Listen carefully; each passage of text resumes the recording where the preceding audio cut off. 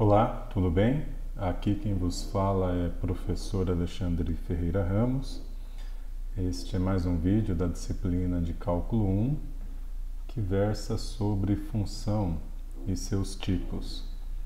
Então, a ideia é mostrar alguns tipos de funções que são bastante comuns por aí e que a gente dá nomes a elas para poder facilitar a menção quando estivermos conversando a respeito de algum sistema, algum modelo que seja facilmente descrito por essas funções ou aproximadamente descrito por essas funções.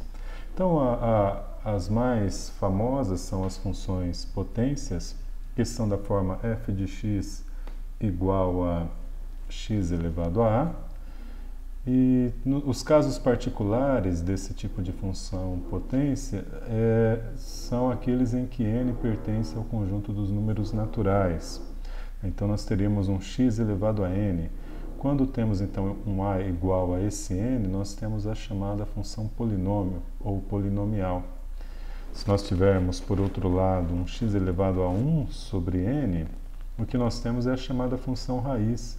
Se o n igual a 2, por exemplo, raiz quadrada, n igual a 3, raiz cúbica, e assim sucessivamente. E por último, caso n seja igual a menos 1, então nós temos a função 1 sobre x, também conhecida como recíproca. Nem é necessário escrever que quando n igual a 1 e tivermos x elevado a 1, nós temos a função linear, essa certamente aquela com que vocês estão mais familiarizados.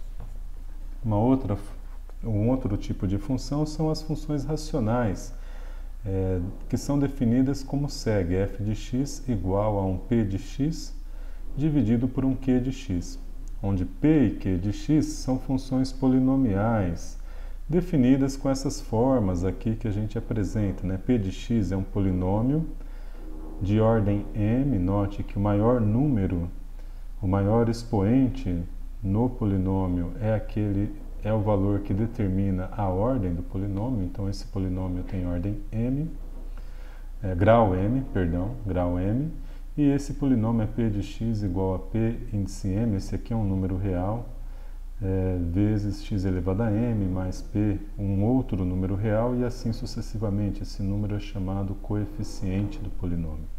Note então que m pertence ao conjunto dos números naturais. O q de x é a mesma ideia, mas o n aqui não necessariamente o grau desse polinômio q é igual ao grau do polinômio p. Um detalhe que é importante realçar é que esta função racional somente é definida se a x for tal que ele não é uma raiz do polinômio q, ou seja, x é tal que q de x é diferente de zero, necessariamente. Também temos as funções algébricas, que são funções que combinam essas funções anteriormente definidas, né? As funções polinomiais, potências, racionais, usando as operações aritméticas clássicas, né? Adição, subtração, divisão e bem como a extração de raízes, né? Por exemplo, f de x é a raiz de um polinômio, x² mais 1.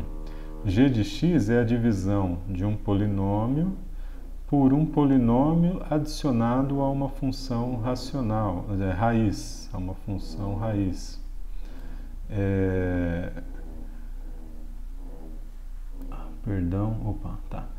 Essa função, aqui, esse termo, é adicionado ao produto entre um polinômio, x menos 2, vezes uma função raiz cúbica de um outro polinômio. E assim sucessivamente é possível pensar infinitas, porém contáveis combinações desses objetos matemáticos. Também temos as chamadas funções trigonométricas, né, que são oriundas de medidas realizadas em triângulos. Então, vocês conhecem as funções seno x, cosseno x, tangente de x, arco seno, e assim arco cosseno e assim sucessivamente. Temos também as funções exponenciais, que são dessa forma, f de x igual a 1a elevado a x. Então note que aqui a variável da função, a variável independente, está no expoente do elemento. Isso é diferente então da função, né, polinomial, em que a variável independente é a base, ok? Então esse cara aqui é a elevado a x e o a é uma constante positiva, tá bom? Ele recebe o nome de base na função exponencial. As funções logarítmicas, por sua vez, são as funções inversas das exponenciais e são bastante conhecidas, são representadas por log na base a de x, f de x. Um exemplo de ocorrência da função logarítmica é a escala Richter, que mensura terremotos, ou a escala de decibéis, que mensura níveis de ruído.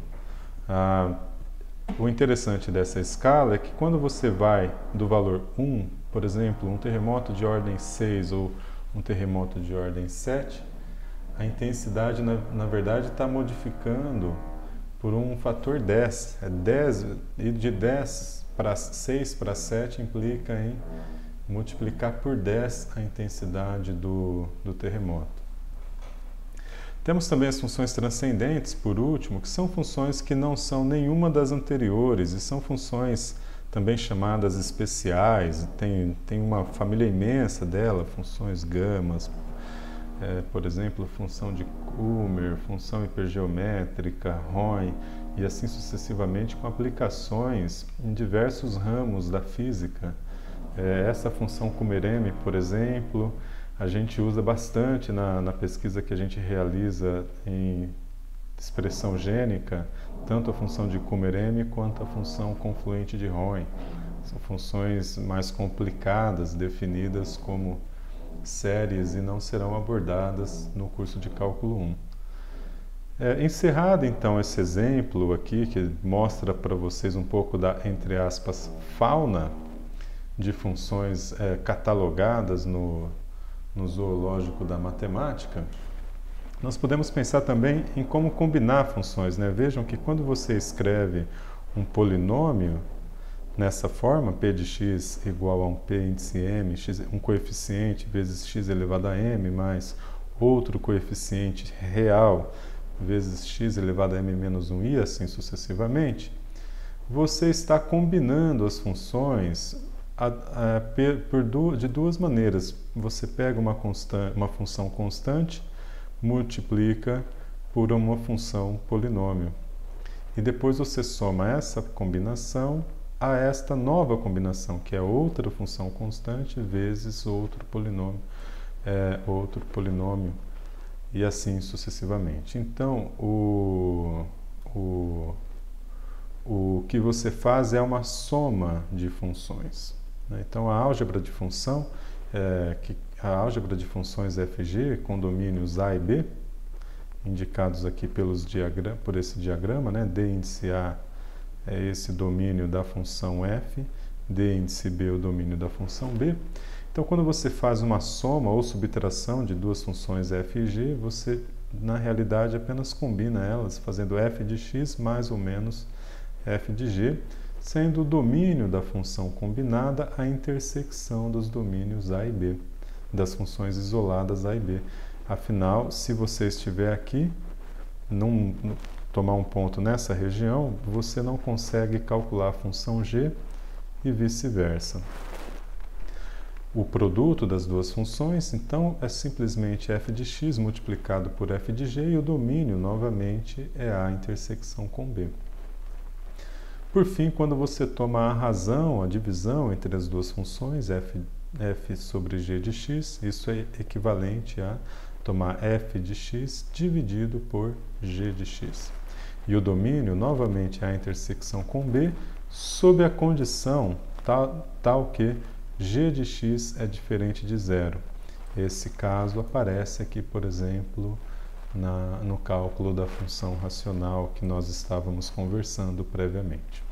Bom, com isso, nós apresentamos a vocês o zoológico de funções, a fauna de funções matemáticas, sempre entre aspas, e aguardo que vocês façam os exemplos e exercícios e tiramos dúvidas em aula posteriormente. Um grande abraço e boa sorte e tomara também divertimento.